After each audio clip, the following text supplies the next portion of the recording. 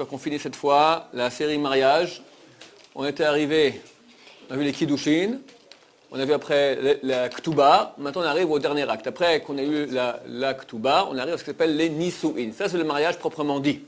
Donc à l'époque, je répète, je répète, on avait les Kiddushin, on mettait la bague, elle devient ta fiancée, elle est Aroussa, mais elle était encore interdite.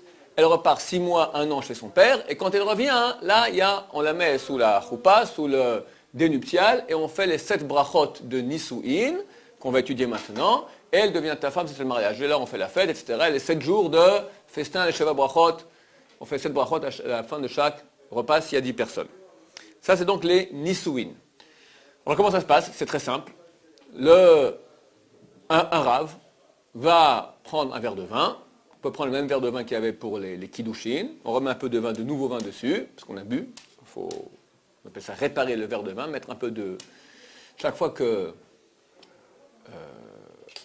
on prend du vin pour une bracha, il faut que le vin soit ce qui s'appelle metukan. Il soit réparé et pas pagoum. Pagoum, c'est avoir un défaut. C'est quoi avoir un défaut? Quelqu'un a bu du verre. Je ne peux pas faire un kiddush ou une bracha pour les nisuin ou pour la brit mila. Chaque fois qu'on doit prendre un verre de vin pour une mitzvah, je ne peux pas le faire si le vin il est pagoum. C'est-à-dire quoi? Quelqu'un a bu de ce verre-là. Qu'est-ce qu'on doit faire pour réparer le vin? On verse une goutte de vin dedans. S'il n'y a pas du vin, une goutte d'eau, ça va aussi. S'il n'y a pas d'eau, une goutte de coca. D'accord? N'importe quoi. Qu'on mette de nouveau d'une bouteille, quelqu'un n'a pas bu. Si quelqu'un a bu du tonneau, un peu d'eau comme ça, alors un peu de vin, tout le tonneau, il est pagoum. Il faut prendre un autre tonneau et faire verser un peu. Donc là aussi, on va reverser un peu de vin dans le verre pour réparer le verre, qu'il ne soit pas pagoum, qu'il ne soit pas à défaut. Et on fera, la première bracha, c'est Boré Pri Geffen. Après, on rajoutera 6 brachot qui ont tout à voir avec le sujet du mariage des Nisuin. Ça, c'est ce qui s'appelle les Nisuin. Auparavant, j'allais oublier, il faut effectivement qu'on fasse, à l'époque, je veux dire que la Kala, elle venait chez le Khatan, n'est-ce pas? Alors comment on va faire ça maintenant? Alors on faisait 7 brachot, on faisait les Sheva brachot, on faisait quand la Kala venait chez le Khatan. Là, elle est là, près du Khatan. Alors, il faut faire un acte comme quoi elle rentre dans son domaine. Ça sera le talit. Le khatan prendra le talit et va le mettre, il y en a qui mettent tout simplement sur la femme, sur lui et sur la femme comme ça, il y en a qui le mettent au-dessus. Le mina que j'ai vu chez les Sfaradim, plus c'est, on met le talit sur toute l'assemblée, en tout cas sur le khatan et la kala qui sont là, et ça veut dire qu'il l'a mis dans son domaine. Et là vient le rav et fera les 7 brachot. Alors le talit, la coutume est que la kala achète le talit pour le khatan. Et c'est qu'une coutume. Ouais, elle lui donne. Elle l'achète, non, peu importe. Elle lui donne, d'accord. C'est pas comme les Kiddushin où il faut que ce soit vraiment sacro-saint, que la bague lui appartient à lui complètement. C'est pour lui. Maintenant, c'est pour lui. Chaque fois qu'on a un nouvel habit, alors on fait une bracha, un beau nouvel habit, on fait une bracha Shechayanu. Shechayan que nous a fait vivre, Vikiman nous a fait exister, Vigian nous a fait arriver, l'Azman Azé à ce moment. C'est une bracha qu'on fait pour chaque nouvelle chose qu'on a, un nouveau fruit ou un nouvel habit de qualité qu'on a reçu. Normalement, on devrait faire aussi cette bracha pour enfin la kala, la femme, enfin que j'aurai au jour de ce mariage. D'accord, c'est fantastique. C'est combien de temps que l'homme il attend que sa kala elle lui tombe du ciel. Maintenant, enfin elle est là, Baruch Hashem. Dit, béni soit l'éternel notre Dieu qui nous a fait vivre, exister et arriver à ce moment. Des rabbanim disent que oui, il y a 1000 ans, d'accord, des rishonim disent que oui, il faut faire la bracha. D'autres disent que non. Pour rendre quitte, pour rentrer du safek, pour sortir du doute, si on fait la bracha oui ou non, on prend un nouveau talit, c'est pour ça que ce soit un nouveau talit, quelqu'un il a déjà un talit, le khatan a déjà un talit, pourquoi acheter un deuxième talit? On veut un habit qui soit nouveau, et il va faire la bracha de Shechayanu. Et il va penser rendre quitte le talit, la femme, le mariage, les nouveaux habits qu'il a, le nouveau chapeau, les nouvelles chaussures, tous les nouveaux meubles qu'il a reçus, toutes les choses nouvelles qu'il a, il pense rendre quitte en faisant le bracha de Shechayanu. Le rav, sous la repas, lui dira maintenant tu fais Shechayanu et tu penses rendre quitte la kala, le mariage, les nouveaux meubles, les nouveaux habits, tout ce que la nouvelle belle-mère, enfin tout ce que tu as reçu en nouveau, la belle-mère c'est moi qui rajoute, d'accord? Tout ce que tu as reçu en nouveau maintenant, tu fais dessus Shechayanu, tu penses rendre quitte. Si la choupa a lieu le jour, alors il fera aussi la bracha sur le talit. Asher Kedeshan qui nous a sanctifié et nous a ordonné, les atef de s'entourer, de s'envelopper, tzitzit, du tzitzit. Alors, il prendra le talit, il fera la première bracha, il tzitzit, après il fera shehayanu. Et si c'est le jour, il s'enveloppe comme on s'enveloppe le matin. Parce qu'il faut faire la bracha de s'envelopper, donc il s'enveloppe comme le matin. Une fois qu'il s'est enveloppé, il enlève et on prend le talit et on le met sur lui. Si c'est la nuit, il fera qu'une seule bracha, celle de shehayanu, parce que la mitzvah de tzitzit n'a pas lieu la nuit. C'est marqué Oritem Oto, vous le regarderez. Et vous vous souviendrez des mitzvot de Dieu. Les tzitzit rappellent les 613 mitzvot de Dieu. Vous, Oritem, c'est quand qu'on voit le jour. La nuit, même s'il y a la lumière, ce n'est pas le temps où on voit normalement. Donc la mitzvah de tzitzit n'a lieu que le jour. Donc néanmoins, même si la choupa a lieu la nuit, il prendra un talit et il ne fera pas la bracha de tzitzit, il ne va pas s'envelopper parce qu'il n'y a pas de mitzvah à s'envelopper la nuit, il fera que la bracha de shehayanu.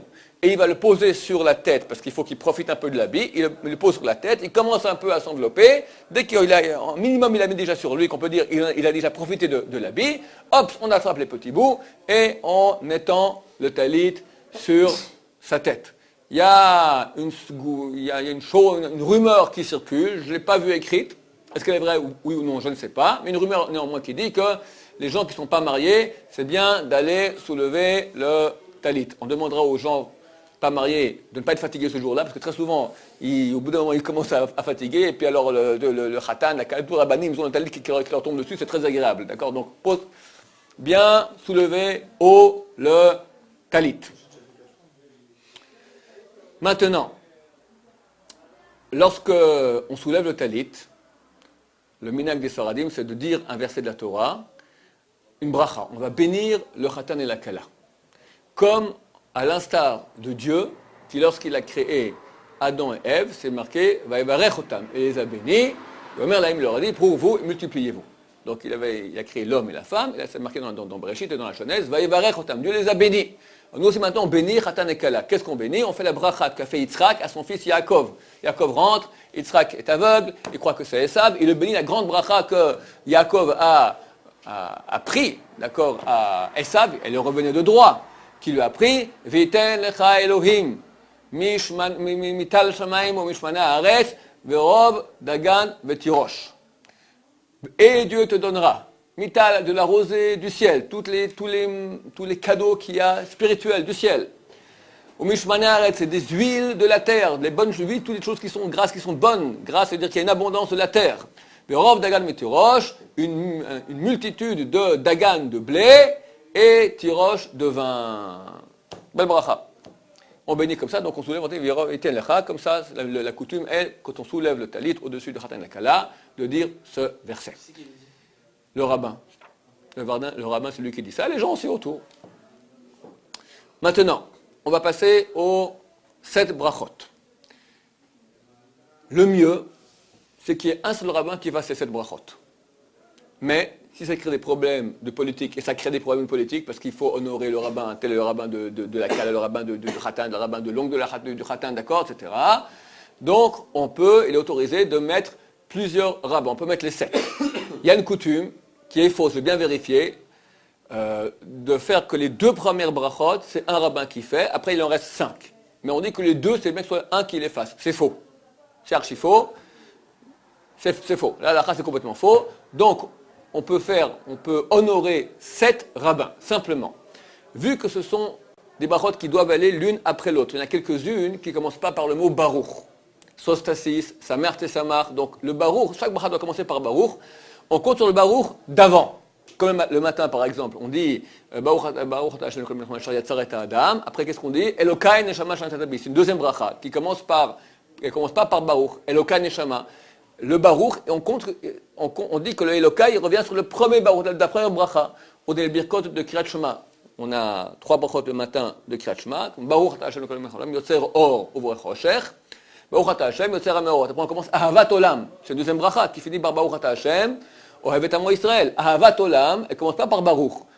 On dit que le Baruch de Ahavat Olam, c'est le premier Baruch de Yotzer. Là aussi, les brachot, des 7 brachot qui ne commencent pas par Baruch, elles sont en fait une continuation du Baruch de la bracha antécédente. C'est pour cela qu'il faut les juxtaposer. C'est pour ça que le mieux, c'est d'aller avant la choupa et de dire aux rabbanim qui seront invités à venir faire une des 7 brachot, savoir, vous avez la bracha numéro 3, numéro 4, soyez prêts, comme ça on va vite. Tout le monde est d'accord que c'est très mauvais qu'il y ait un grand espace. Le rabbin un tel, on l'attend, il n'est pas là. Alors le rabbin un tel, on l'attend, il n'est pas là. Le troisième rabbin, qu'est-ce qu'on fait? Une minute passe, c'est trop.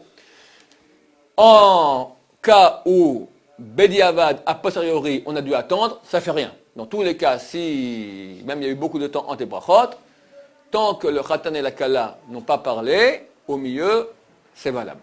D'accord? Donc a priori, néanmoins, on va faire en sorte que ces brachot se disent l'une après l'autre. Le mieux du monde, c'est qu'un dit le tout. Ça, c'est le mieux. Mais à condition que ça ne crée pas des politiques, des problèmes de politique. C'est votre problème qu'il y ait quelqu'un qui dise non, c'est pas, on peut parler entre. Il faut que le Khatan et la Kala ne parlent pas. Donc si déjà j'en parle, le Khatan et la Kala, on leur dira, vous pensez maintenant les deux être rendus quittes par les 7 brachot que vont dire ici les rabbins, et les rabbins qui vont venir, il faut qu'ils pensent qu'ils doivent rendre quitte le Khatan et la Kala, sinon d'après certains avis, c'est Bracha le Batala, c'est une bracha qui est en vain. Donc c'est très important que surtout le Khatan et la Kala, pensent être rendus quitte, ne répondent pas Baruch Hu Baruch Shemo, comme dans les Kiddushim on a vu cela, là aussi ils ne répondent pas Baruch Hu Baruch Shemo, et répondent Amen les 7 fois. Et ils ne parlent pas jusqu'à ce qu'ils boivent le vin. Ça part pour les Marocains, non? Les Marocains, c'est vrai, autorisent de dire Baruch Hu Baruch Shemo. Ici en Israël, les grands rabbanim ont dit que c'était mieux de ne pas le dire. En cas où ils ont dit, c'est pas si grave, comme j'ai dit. Maintenant, le premier rabbin vient et fait Boré à Geffen. Est-ce qu'il boit, oui ou non? Le mieux, c'est qu'il boit un peu. Pas goûter du verre, parce qu'il faut que le verre reste non pagoum, non, sans aucun défaut pour le ratan et la kala. Qu'est-ce qu'il fera? Le mieux, c'est s'il est d'habitude, ça verse un peu, il y en a un peu qui est sur sa main, après discrètement, il va de côté et il goûte un peu le vin. Ou bien à la fin, après que le ratan et la kala ont bu, lui aussi, il boit un peu de ce vin-là. Si jamais il n'a pas pu boire ou il a oublié de boire, ça ne fait rien. Parce qu'ici, la bracha de Boré Geffen, c'est un shevar, c'est un louange à Dieu. C'est pas une bracha, maintenant on appelle ça Birkat Hane'anin, une bracha de profit. Boré Geffen, je veux profiter maintenant, donc je fais une bracha avant de boire. C'est une bracha qu'on fait de louange à Dieu. Le mieux, pour être d'accord avec tous les avis, c'est qu'il goûte un tout petit peu, pas du verre directement comme je dis, ou après, ou sur sa main un peu qui a été versé. Mais s'il n'a pas pu, ça ne fait rien. Donc il fait Boré Geffen. Deuxième bracha, on va peut-être dire rapidement quelles sont ces brachot-là. C'est Baruch Ata Hashem Kol Melech Haolam, Shakol Bara Lichvodo, que béni soit l'Éternel notre Dieu, qui a créé tout en son honneur. Pourquoi on fait cette bracha maintenant? Alors deux explications qui ont été données. D'abord, nous venons et on fait honneur à Dieu, on le remercie, que lui a accompagné le premier homme lorsqu'il l'a amené à Chava. Le premier homme, Dieu a créé le premier homme. Après, il a créé la femme, il a bien arrangé la femme, et il a amené le premier homme comme ça, coude à coude, et il a, enfin avec des anges, on a des anges, mais il a accompagné, c'est lui qui a été accompagné, qui a fait Achnasat Kala, qui a fait la grande mitzvah de introduire le Khatan vers la Kala. Alors nous, maintenant, on bénit Dieu, on le remercie de cela. Première explication, c'est Rashi qui dit comme ça, la Boudrehem, il dit autrement, il dit que Dieu a tout fait en son honneur. Quand on se marie, normalement on fait des enfants après, et donc il y aura beaucoup d'enfants. Au début on était un homme et une femme, Adam et Ève, maintenant on est 6 milliards d'habitants, et ça c'est du kavod à Dieu, parce que l'humanité a été créée, en tout cas le peuple juif spécialement, mais l'humanité entière a été créée pour faire honneur à Dieu. Nous devons représenter maintenant l'image de Dieu, nous sommes créés à son image, on représente son image, donc le fait qu'il y ait beaucoup d'êtres humains, ça c'est un kavod, c'est de l'honneur à Dieu. Première bracha. Deuxième bracha, on est à la troisième, Boré Geffen. Après, Shakol Bara Lichvodo. Troisième, Yotzer Adam, qui a créé l'homme. L'homme en tant qu'homme original qui était Adam et Ève liés. Le premier homme était lié à Adam et Ève. Alors on remercie Dieu qui a créé, on loue Dieu qui a créé l'homme. Quatrième bracha, Ashar et Adam Betsalmo. Betsalem Dmut Tavnito, qui a créé l'homme à son image. Et lui a vidkinlo mimeno binyan adad, lui a créé de lui. Dieu a créé du premier homme un binyan, un édifice, un bâtiment éternel, c'est la femme. Baruch Ata Hashem Adam, béni soit l'Éternel qui a créé l'homme. Là, on remercie Dieu qui a créé l'homme et la femme. Baruch Hashem qui a une femme, qui a un homme pour la femme aussi. Cinquième bracha, Sosta 6. Vetagel Akara, réjouit la Akara, c'est une femme stérile. Bekibutz Banea, dans le fait que tu vas réunir ses enfants en elle, Baruch Ata Hashem, mais sa mère Sion Uvanea, béni sois-tu l'Éternel, qui réjouit Sion et ses enfants. Ça n'a rien à voir avec le mariage, ça a à voir avec Jérusalem. Jérusalem qui aujourd'hui est stérile, et ses enfants ne sont pas là. Alors on fait c'est une bakasha, une prière à Dieu. Réjouis la Miskena, la femme qui n'a pas ses enfants, que ses enfants reviennent en son sein, reviennent à Sion. Béni soit l'Éternel qui réjouit Sion avec ses enfants. Où est le rapport entre la ville de Sion, Jérusalem, ses enfants et ici le mariage? C'est marqué qu'à la fin des temps, c'est marqué dans Isaïe. Lorsque Béné Israël reviendront en terre d'Israël à Jérusalem, c'est qu'on va vraiment rentrer à Jérusalem, tout Jérusalem se sera à nous. Alors il y aura une joie, Dieu va se réjouir comme se réjouit un khatan sur une kala. Comme le khatan, le mari, se réjouit avec sa mariée. C'est marqué Umusos khatan al kala. Yassis alaych elokaich. Comme un khatan se réjouit avec sa femme, comme ça Dieu se réjouira sur toi. Nous serons quelque part à la femme, le peuple d'Israël, par rapport à Dieu. Sixième bracha. Là, on va aussi faire une prière à Dieu. Sameach tesamach, réjouis. Raim aouvim, les amants tissem. C'est sur le khatan la kala. Réjouis-les. Comme tu as réjoui Yetzicha begal mikedem, ta créature dans le paradis originel, c'est-à-dire Adam et Ève, tu l'as réjoui. Comment tu as réjoui Adam? Tu l'as amené Ève, il était content. Là aussi, réjouis maintenant le khatan et la kala, donc les amants amoureux. Baou khatan Hashem, béni sois-tu l'Éternel, mais c'est ma khatan et kala qui réjouit le khatan et la kala. Ça, c'est une prière à Dieu qu'ils réjouissent ensemble que ça marche bien. Pas qu'un an après, ils se retrouvent au rabbinat en train de crier. D'accord? Que le zivouk, que leur union se fasse dans la joie. Spécialement, c'est quoi ici? Sameach, il y a plusieurs termes pour exprimer la joie. Sameach, c'est une joie de renouveau, de nouveau. L'homme était tout seul, du coup il y a eu la femme. Ah, il était content. L'homme était tout seul, je parle du premier homme au paradis. Là maintenant, l'homme aussi, ça fait quelques années qu'il galère pour découvrir sa kala. Maintenant, il y a une réjouissance de nouveauté. Il y a le mariage, c'est la nuit de mariage, c'est la semaine de mariage, c'est tous les premiers temps où il y a une joie, on est toujours en joie avec sa femme, mais toujours une joie spéciale de nouveauté. Dernière bracha. Baruch atah Hashem Elokeinu melech haolam, béni sois-tu l'Éternel notre Dieu, maître du monde, qui a créé, ça sonne, c'est la joie. Simcha, la joie aussi. Khatan vekala, le khatan, la kala, le marié, la mariée. Gila, Rina, Ditsa, Vechedva. Tous quatrième pour dire la joie aussi. Toutes sortes de joie, l'allégresse, il y a des tas de termes. En hébreu, en français, il n'y en a pas. En hébreu, il y a 7 termes pour dire la joie. Ahava, qui a créé l'amour. Ve'arva, la fraternité. Ve'shalom, la paix. Ve're'ot, l'amitié. Béni Dieu, il a créé tout ça. C'est beau. C'est le plus beau qu'un khatan kala qui s'aime. L'amour, tout le monde chante l'amour. Nous aussi, on chante l'amour, Baruch Hashem. Eux aussi chantent l'amour. Nous chantons l'amour en premier. Mais rapidement, Dieu, Ishama, qu'on écoute, Ba'arei Yehuda dans les villes de Juda, ou dans les quartiers de Jérusalem, Kol Sasson ve Kol Simcha, la voix de la joie et la voix de la joie, 2 termes pour dire la joie, de l'allégresse. Kol Khatan Kala, la voix du Khatan et la voix des Kala. Kol Mitzalot, la joie du bonheur des Khatanim Mechupatam de leur mariage. Unearim, des jeunes gens, Mimishte Neginatam, du festin où on chante, Baour Hashem, mélodieux, littéralement, de leur festin mélodieux, béni soit l'Éternel, qui réjouit le khatan avec la kala. Donc il y a 2 choses ici. D'abord, on bénit Dieu qu'il a créé l'amour. Ensuite, il y a une prière qu'on entende. Et Baour Hashem, on peut dire qu'aujourd'hui, cette prière, d'accord, elle se réalise. On entend ici tous les jours dans les rues. Kol Satom et Kol Simcha, on chante. Mais Raïchama, Bergodak, rapidement on entend dans les rues les quartiers de Jérusalem, les sons des mariés. Pendant 2 000 ans, il n'y avait aucun marié ici. Ushi Baruch Hashem, et on est plein de mariés, Baruch Hashem. Donc on est en train de vivre cette prophétie, messieurs, Baruch Hashem. Quand on finit cela, le Khatan Akala répond Amen, donc à chacune des 7 brachot. Le dernier qui a fait la bénédiction donne le verre au Khatan, le Khatan boit, et il donne à sa kala, si elle est pure. Si elle est impure, on passe par un intermédiaire. Il donne le verre à la kala boit aussi.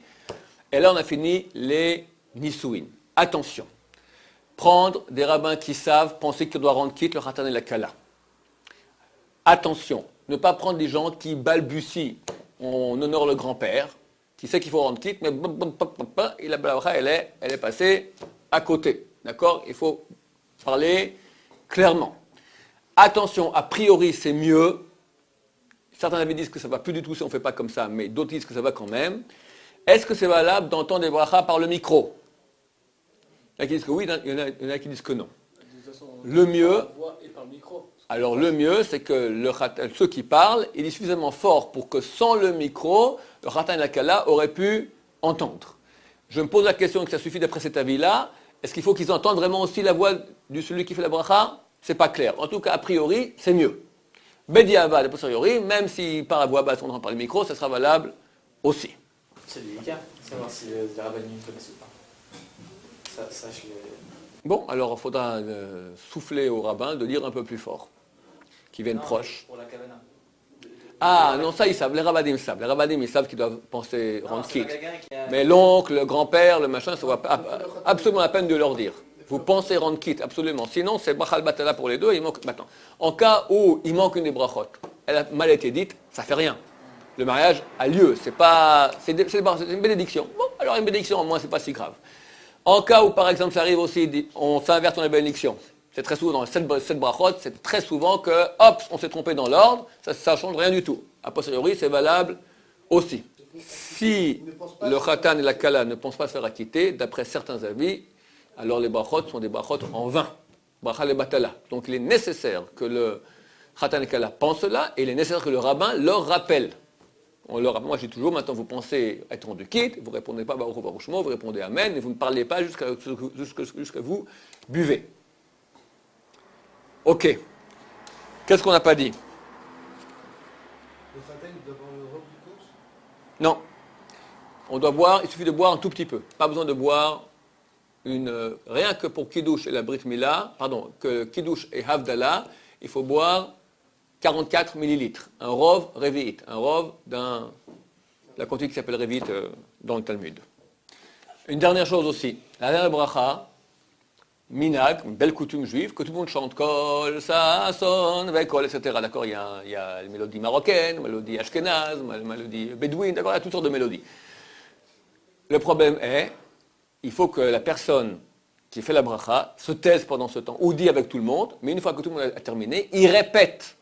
Parce que le Khatan et la Kala n'ont pas entendu de la bouche du Rav. Tout le monde criait en chant. Donc eux, ils n'ont pas entendu le Rav. Donc ils ne sont pas rendus quittes.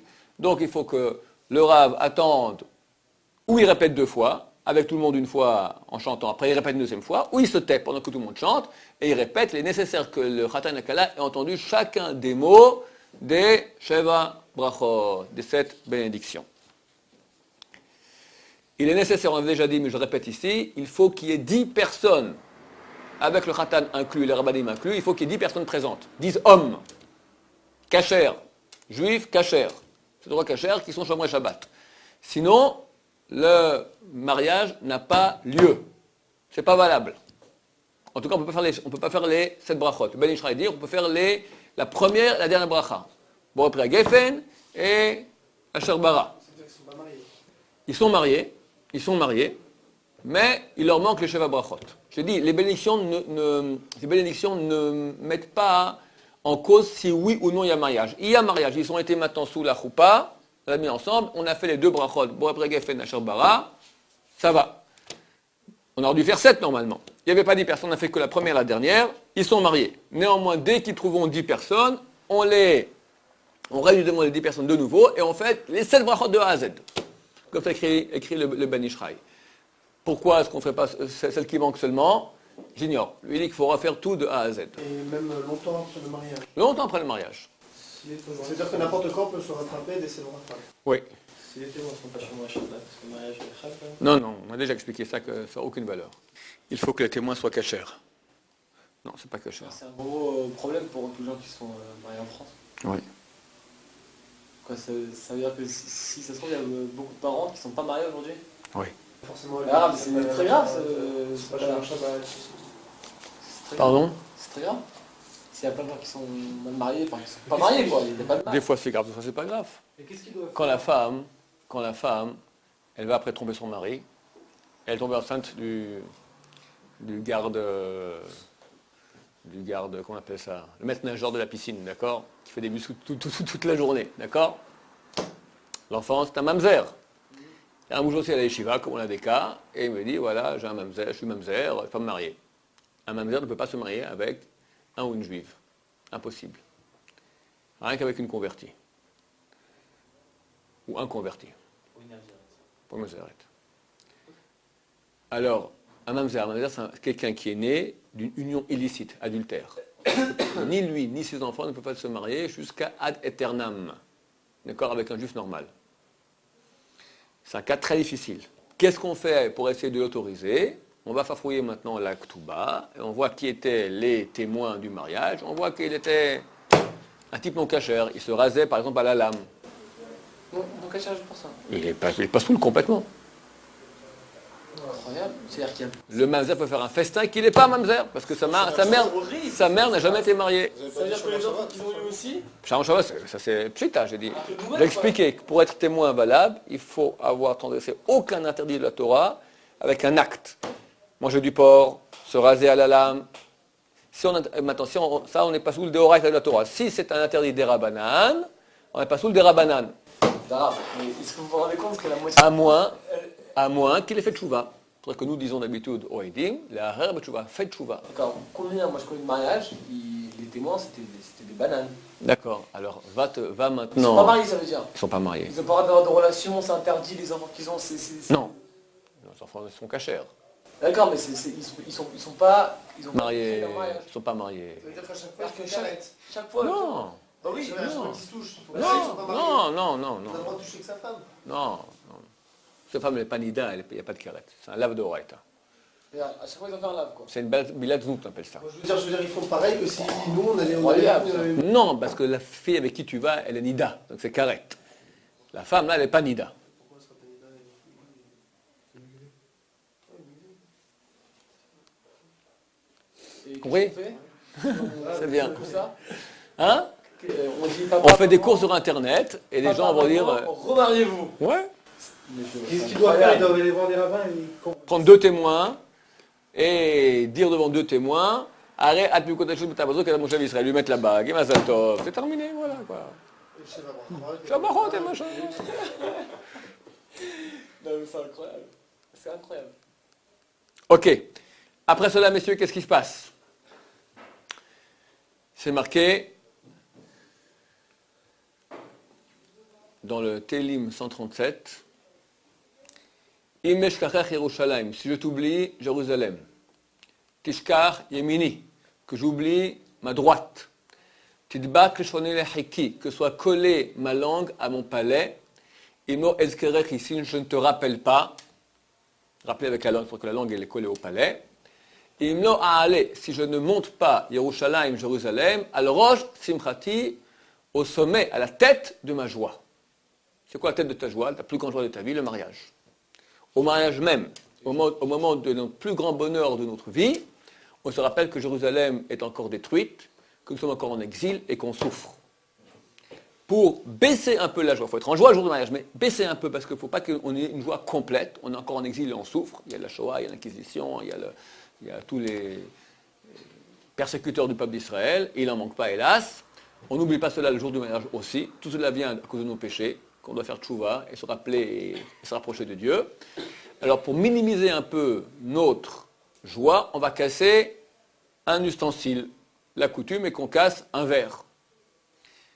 Les gens idiots pensent que c'est une sorte de coutume sympathique et tout le monde crie « Mazal Tov, il a cassé le verre, t'as vu ?» Non, c'est pour se souvenir maintenant que Jérusalem est encore détruite. Alors on expliquera ça au Khatan ou à Kala, comme je viens de dire maintenant, que bien que nous sommes maintenant un jour de joie fantastique, on se souvient quand même que Jérusalem est détruite, qu'on est encore en exil, et il faut un peu baisser la joie, donc pour ça que tu vas casser un verre pour qu'il y ait un peu moins de joie. Alors on prend le verre, et le Khatan va l'écraser avec ses pieds. Attention, il est conseillé d'écraser le verre avec le talon du pied, et non avec la partie avant des chaussures.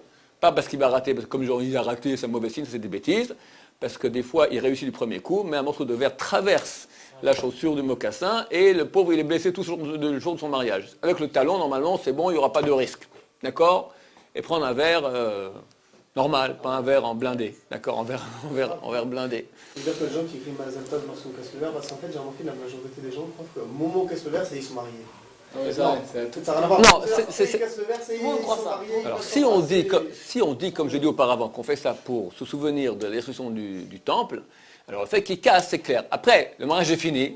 Alors tout le monde crie Mazal Tov, le mariage est fini. Le mariage était fini déjà avant, ils sont mariés. Au niveau de la cérémonie, il y a encore un acte à faire pour qu'on termine tout ce qu'on avait à faire. Ouais, c'est ça. Et maintenant, boum, on commence. Et le batteur, il est prêt. Mazal Tov, boum, tan, tan, il commence à danser. D'accord, ok, ça va, ok. Si, parce que c'est la fin du mariage. Alors tu peux leur dire maintenant, attendez 2 minutes pour qu'on remonte de la tristesse ou qu'on ramène au bonheur. On ne peut pas comme ça. Alors on dit avant, on va être un peu plus triste maintenant, un peu moins heureux parce que le temple est détruit. Il a cassé le verre, ok, affaire classée. Maintenant la joie elle commence. Pardon? Le verre est cassé, Le verre a cassé, alors ou on le jette à la poubelle, ou ici il y a une coutume ici en Israël, on le prend et on donne à des gens qui font un très beau tableau avec les verres, pour se souvenir toute leur vie, dans le salon, le verre a cassé, c'est tout, il n'y a rien de plus que cela. Encore une dernière chose, le Ben Ishraï dit qu'il n'est pas bien que le matin, après qu'on ait fini la prière, quelqu'un plie notre talit. C'est pas bon pour le mazal, ça porte pas chance. Je n'ai pas vu écrire, mais j'imagine que c'est la même chose aussi pour le jour du mariage. C'est bien que ce soit le khatan lui-même qui plie son talit. Donc on prend le talit et on le mettra de côté, et quand il aura un petit moment, on lui fera plier à lui-même aussi son talit. En cela, messieurs, nous avons terminé la cérémonie du mariage. On vous souhaite tous Mazal Tov, que bientôt chacun de tous nos auditeurs se marie, ceux qui doivent se marier, ceux qui sont déjà mariés, pas besoin, et que, grâce à Hashem, Nirbes Machol B'Israël, qu'on voit beaucoup de joie en Israël. Baruch Adonai, Amen.